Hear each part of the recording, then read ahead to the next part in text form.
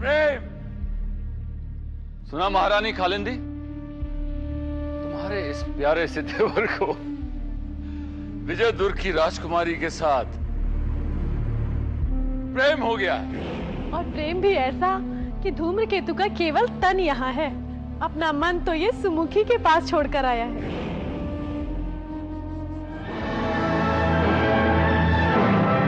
कौन है ये सुंदरी? ये तो सौंदर्य की देवी है, किंतु ये विजय दुर्ग नगरी में क्या करे? इसे तो धूम्रकेतु के महल में होना चाहिए। कौन हो तुम? हट जाओ! सुंदरी, शीघ्र ही मैं तुम्हें अपनी रानी बनाऊंगा।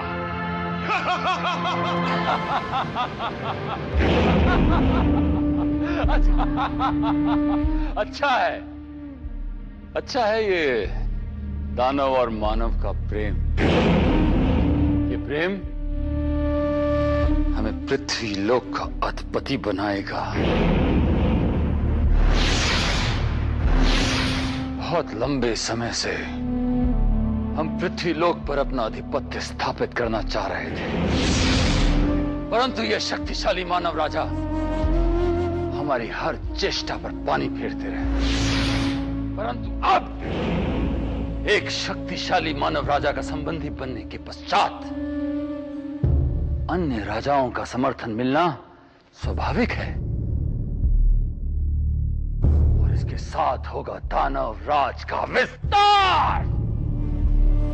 धूम्रकेतु, आओ, अभी हम अपने दूत को भेजकर विजय दुर्ग के राजा गरुड़ ध्वज से तुम्हारे विवाह का संदेश लेकर भेजते हैं।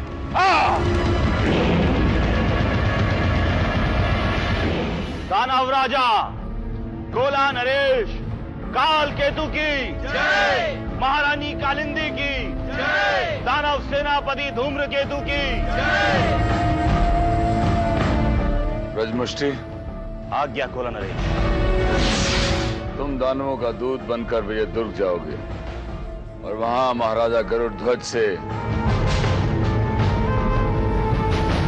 हमारे छोटे भाई धूम्रकेतु के लिए उनकी सुपुत्री सुमुखी का हाथ मांगोगे।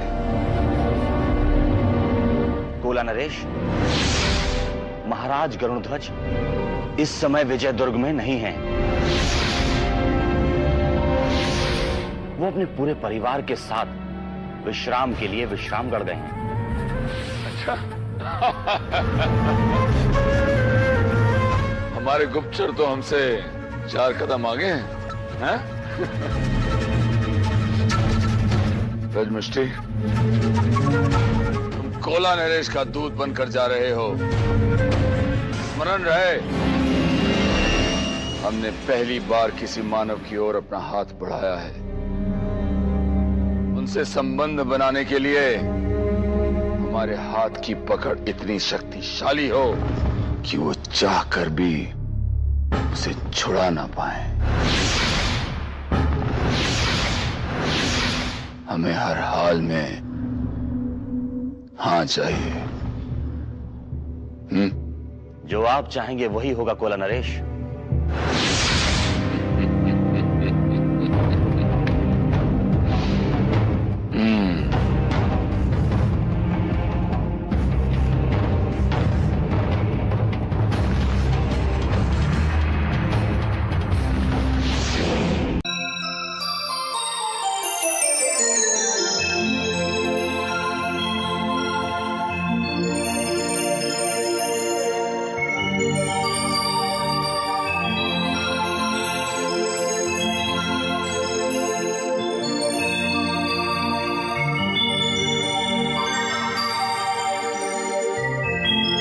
प्रकृति ने कैसे कैसे मनमोहक दृश्य अपने अंगों पर सजा रखे हैं। जी करता है बस देखती ही रहो, दृश्य देखती रहो और बाकी सब भूल जाओ। यहाँ पर आकर तो मैं सब कुछ भूल गई हूँ। युवराज सूरत को भी।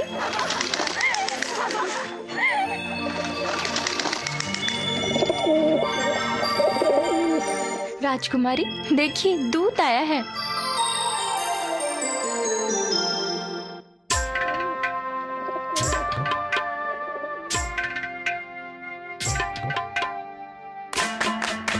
युवराज सूरज का संदेश तो नहीं लाया।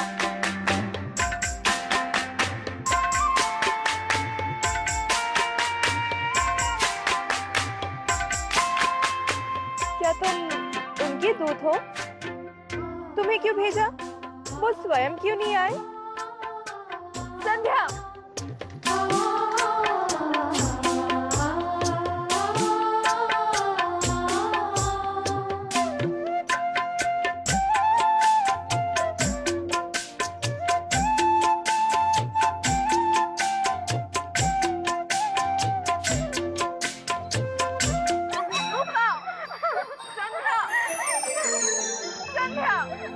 नहीं राजकुमारी, पहले हमें ये खत पढ़कर ये जानने तो दो कि राजकुमारी का हृदय क्या बोल रहा है। राजकुमारी सुमुखी को चंद्र नगरी के राजकुमार सूरत का प्रणाम। जिस दिन से मेरे माता पिता ने हम दोनों का विवाह निश्चित किया है, मेरे मन पर विचित्र सी चंचलता छाई हुई है। हमारे मन पर भी। शिकार खेलने में भी मन नहीं लगता। कैसे लगेगा? स्वयं जो शिकार हो चुके हैं। आंखें आपको देखने के लिए तरस गई हैं। हमेशा आपके चित्र को देखता रहता हूँ, उसी से बातें करता रहता हूँ। आपके दर्शन कब होंगे देवी? देखो देखो, देवी और देवी का भक्त दोनों एक दूसरे से मिलने के लिए कितने बेचैन हैं।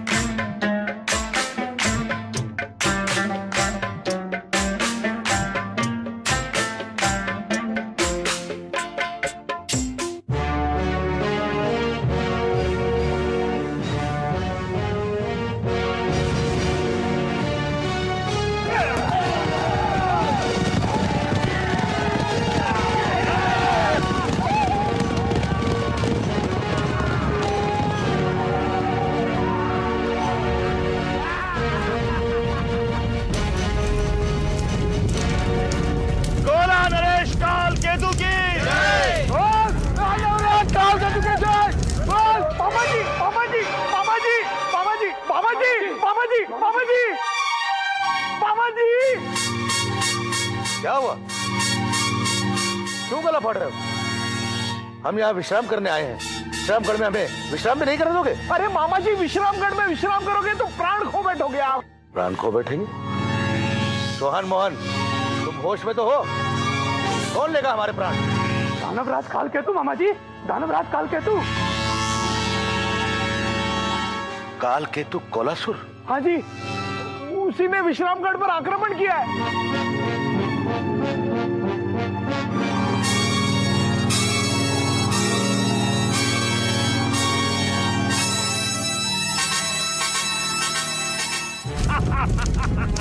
कोई बचने ना पाए। कालकेतु की जय।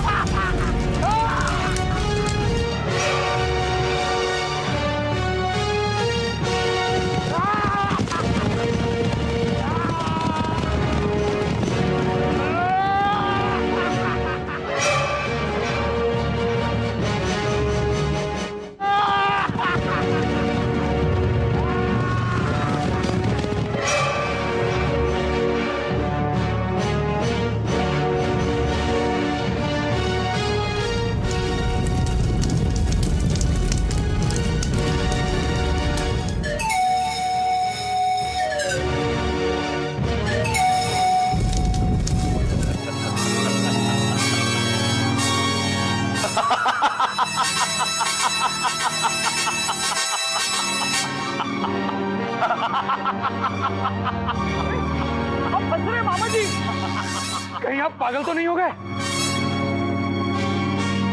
पागल तो तुम दोनों हो चुके हो। मूर्खो, क्या इतना भी नहीं समझते कि काल केतु ने अपनी सेना महाराज गरुड़ ध्वज की सेना का नामो निशान मिटाने के लिए भेजी होगी? और महाराज गरुड़ ध्वज का नामो निशान मिटते ही दुर्जय का निशान लहराएगा। अब दुर्जय बनेगा राजा।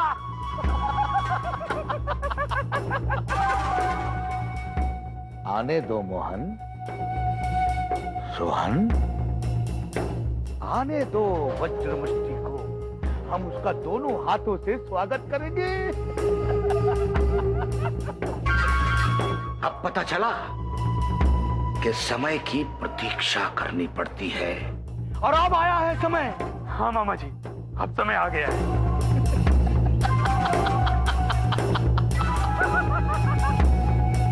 दुर्जय बनेगा राजा।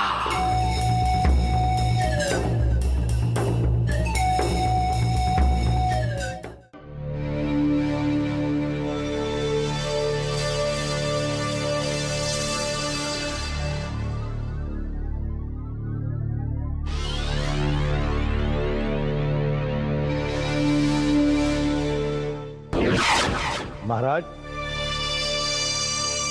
दानवराज काल केतु का दूत आपसे मिलना चाहता है।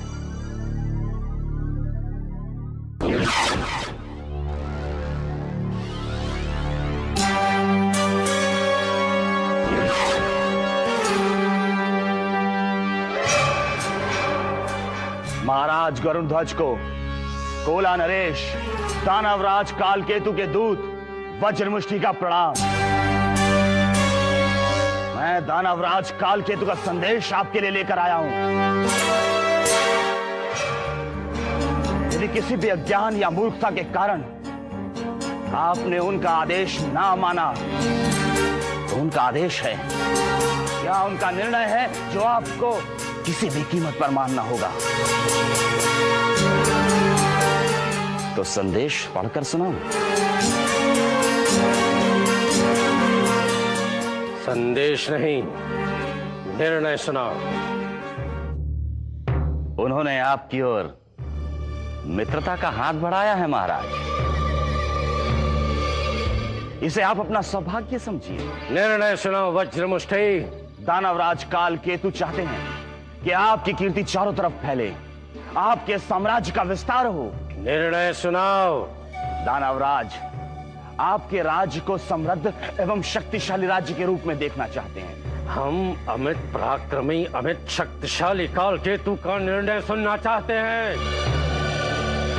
निर्णय से आपका सर गर्व से ऊंचा हो जाएगा। निर्णय क्या है? विवाह।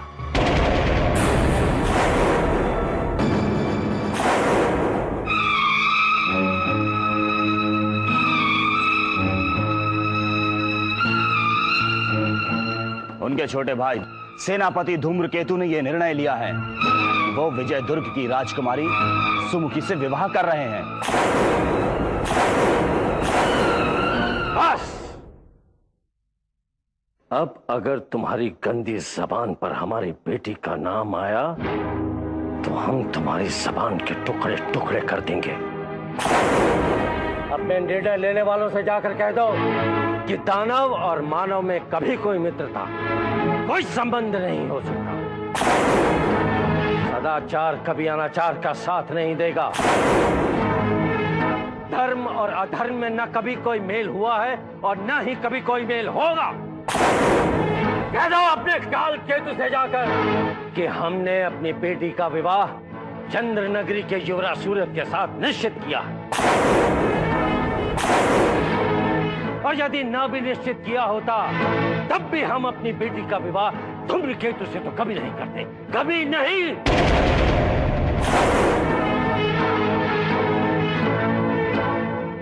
दानवराज के निर्णय को हम अपने पैरों के नीचे रौंदते हैं। महाराज गरुड़ध्वज, दानवराज काल केतु ये अपमान सहन नहीं कर सकेंगे।